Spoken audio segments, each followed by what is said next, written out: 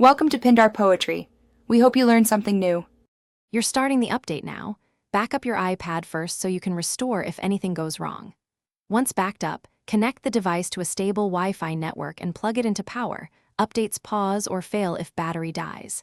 Make sure you have at least 5 GB free. Large updates need temporary space.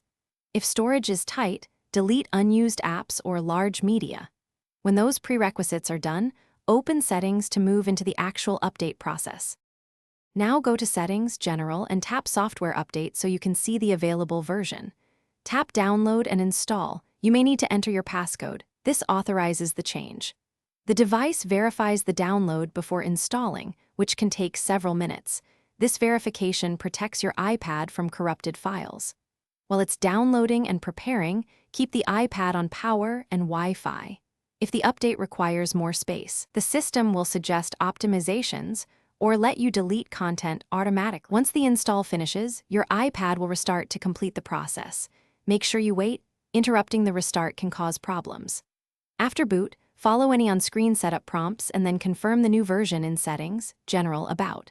If the update fails or the iPad is stuck, first try a normal restart and attempt the update again. If issues persist, use your backup to restore via iCloud or Finder, or contact Apple support. Restoring preserves your data.